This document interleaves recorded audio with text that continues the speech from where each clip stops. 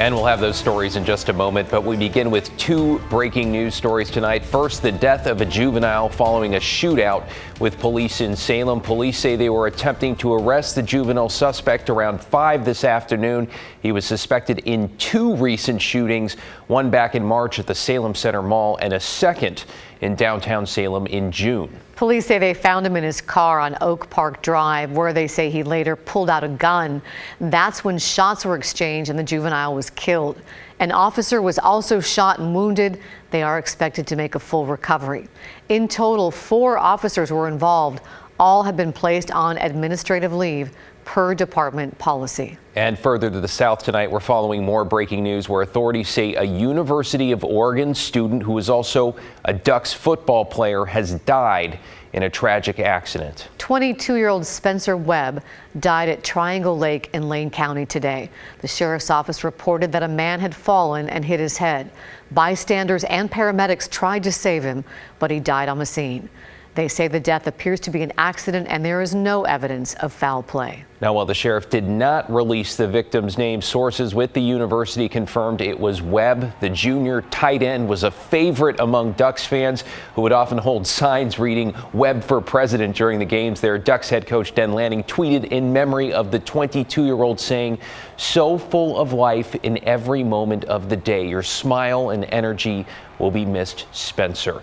We'll bring you updates on KGW.com as we learn more. And tonight, an update on the push to change how Portland governs itself.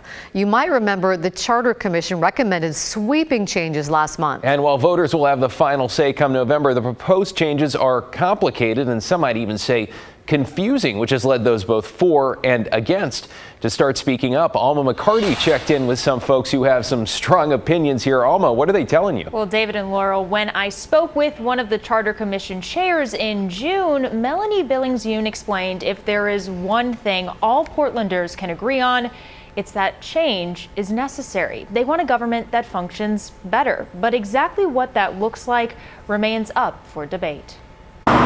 Whether it's here, outside a Southeast Portland restaurant, at home, or online, discussions are happening as Portlanders consider a series of reforms that would change how the city is run. This is a complicated package of things that's trying to do the work that other people are scared to do or unable to do. I don't think we should go, as we've said repeatedly, from a government that no one is using to a government that has never been used. The proposed ballot measure, worded as a question, is this: should city administrator, supervised by the mayor, manage Portland with 12 councilors representing 4 districts, making laws, and voters ranking candidates?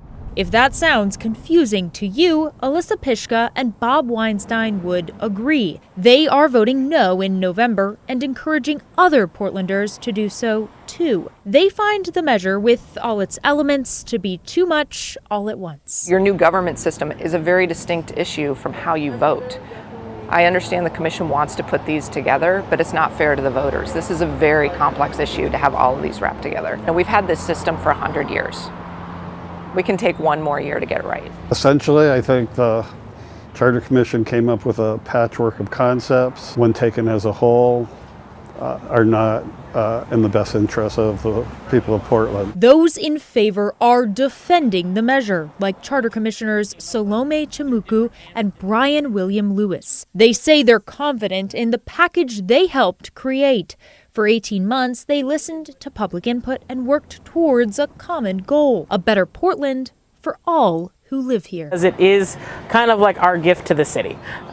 It is something that all the different parts matter to each other, and all the different parts is how do we get to our shared goal. So I kind of think about it as a quilt, like different stitch work, different patterns, different designs, and some might call it busy, but at the end of the day, when you back up to look at the whole thing, it is a beautiful thing that we came up with. This thing really was crafted in a very particular way because no one thing was a silver bullet. The Charter Commissioners that I spoke with tonight welcome a challenge and expect the conversation surrounding the proposal to continue for the next several months.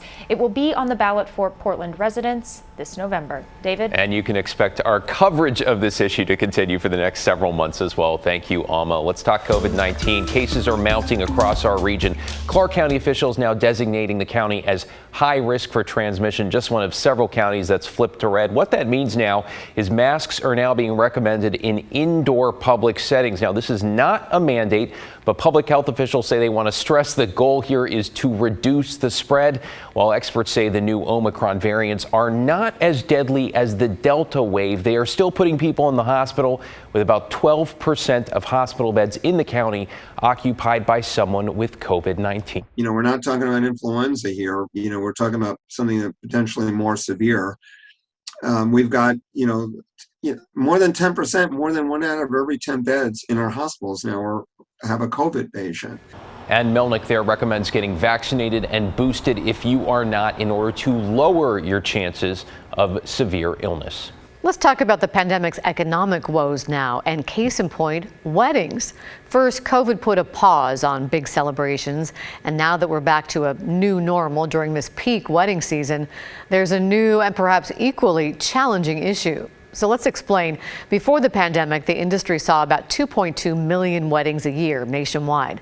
That dropped drastically in 2020, but has surged back and beyond to about 2.5 million this year. That's according to a survey from the Wedding Report. Here's the challenge. Spiking demand and inflation that's hit a 40-year high means everything costs more and vendors are booked out.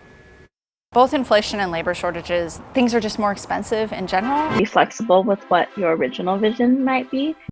So to save money, vendors suggest looking ahead to book on lower demand time, so maybe not a Saturday during peak summer season. Well, 66 degrees out there on this Wednesday night, and this time last year, much of the Pacific Northwest was still reeling from the impact of that heat dome, one that killed more than 100 people in Oregon alone. Out of that came a pledge to help low-income folks survive the next heat wave and a program to get AC into more Portland homes. So Pat Doris checked in on progress toward that promise tonight on The Story. The Portland Heat Response Program has installed 426 cooling units so far. The plan was to have 3,000 installed early in the summer, but the program's had some big delays. Now it does seem, though, like it's picking up speed, and they say they will have that 3,000 units installed by the end of summer. It's heating up. Things are going to keep heating up through climate change. Douglas heat pumps are really important because they tackle the issue of climate change. They also tackle the issues of economic justice, and people end up saving a lot of money with these systems, and then just uplifting BIPOC communities or just low-income families, just giving the savings to them rather than just giving it to the electric bills. The free cooling units are just one of the programs paid for by a 1% tax on big business in Oregon. Anyone making 60% or less of the median income can request a free unit. But we've heard from some of you that it's confusing on how to sign up. We put that question to Sam Barrasso. He's the Clean Energy Fund program manager.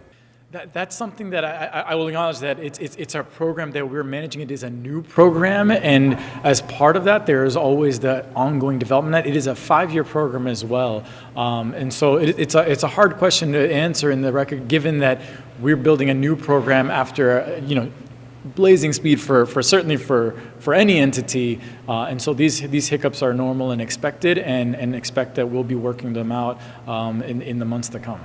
My best advice is to Google the Portland Heat Response Program, then click on the PCEF link.